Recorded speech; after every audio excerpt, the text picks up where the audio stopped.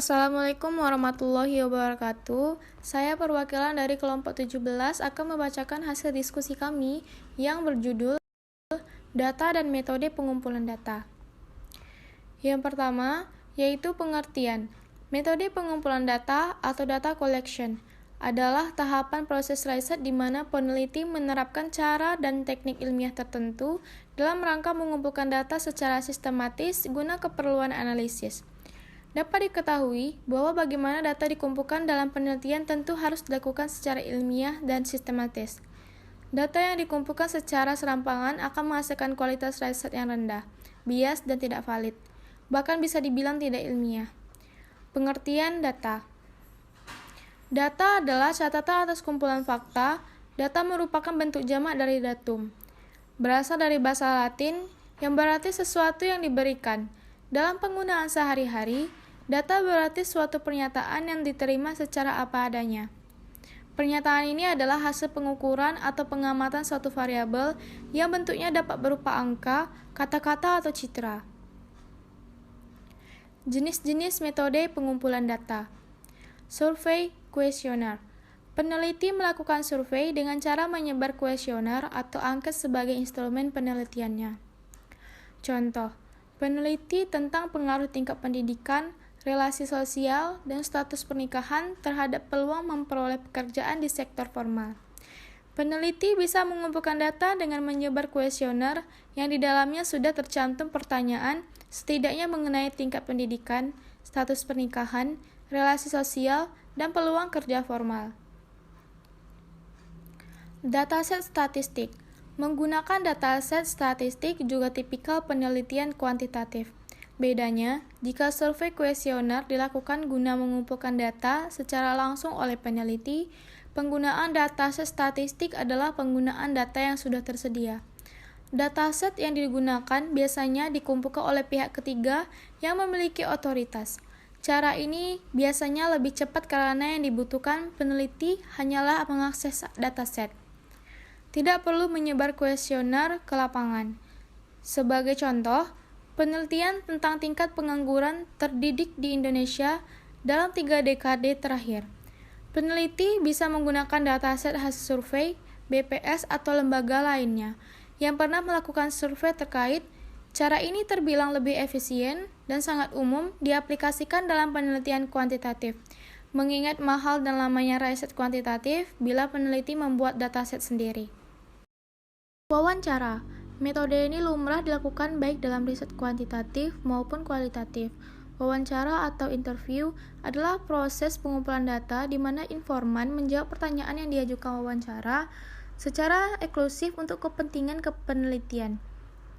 Jenis atau tipe wawancara penelitian cukup beragam. Interview bisa dalam bentuk terstruktur, semi-struktur, dan tidak terstruktur atau informal. Sebagai contoh, penelitian tentang ancaman terorisme terhadap pembangunan ekonomi negara. Peneliti bisa mengumpulkan data dengan cara melakukan wawancara terhadap beberapa ahli di bidang terorisme. Sebelumnya saya pernah secara lebih detail memposting tulisan tentang teknik wawancara penelitian. Bila pembaca tertarik mendalami beberapa jenis metode pengumpulan data ini. Observasi. Observasi secara sederhana bisa diartikan sebagai pengamatan. Tentu saja tidak sembarang pengamatan karena dilakukan dengan ketelitian dan kecermatan dalam rangka memperoleh data penelitian. Praktik observasi melibatkan pengerahan beberapa indera peneliti, terutama penglihatan dan pendengaran untuk menangkap fenomena di sekitar yang bisa dijadikan data. Focus group. Metode focus group atau focus group discussion atau FGD sebenarnya merupakan variasi dalam format wawancara. Focus group melibatkan lebih dari satu informan. Format ideal focus group adalah dilakukan dalam satu meja di mana para informan dan peneliti tidak mengenal secara personal sebelumnya satu sama lain. Hal ini guna meningkatkan objektivitas proses dan hasil diskusi melalui focus group. Dokumen. Metode pengumpulan data terakhir yang umum digunakan dalam penelitian sosial adalah pemeriksaan dokumen.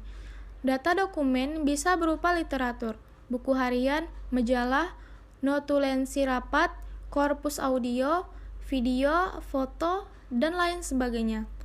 Proses pengumpulan dokumen dilakukan karena peneliti memiliki argumentasi yang kuat bahwa data penting terdapat pada dokumen tersebut. Tentu saja tidak semua dokumen digunakan. Peneliti menyeleksi dan memfilter setiap dokumen yang dikumpulkan. Berdasarkan cara memperoleh, mengolah dan menganalisis datanya, metode penelitian dapat meliputi metode survei, eksperimental, longitudinal, deskriptif, wawancara, observasi, studi kasus, dan etnografi. Pengaruh kemampuan pedagogik guru dengan hasil belajar IPS. Penelitian bertujuan untuk mengetahui hubungan antara persepsi siswa dengan kemampuan pedagogik guru dengan hasil belajar mata pelajaran IPS kelas 7 di SMP Al-Amin, Pamijahan, Bogor, dengan populasi 153 siswa diambil 250% yang berjumlah respondennya 60 siswa. Bentuk hubungan metode kuesioner. Bentuk hubungan dalam penelitian ini adalah bivariate, yaitu hubungan yang melibatkan satu variabel bebas dengan satu variabel terikat. Pengumpulan data dilakukan dengan menggunakan angket atau kuesioner untuk memperoleh data variabel X, yaitu persepsi siswa tentang kemampuan pedagogik guru dan metode pengambilan data dari hasil ujian tengah semester ganjil untuk variabel Y, yaitu hasil belajar. Sekian dari penjelasan saya. Apabila ada kekurangan atau kesilapan kata, saya mohon maaf. Wabillahi taufiq wa hidayah. Wassalamualaikum warahmatullahi wabarakatuh.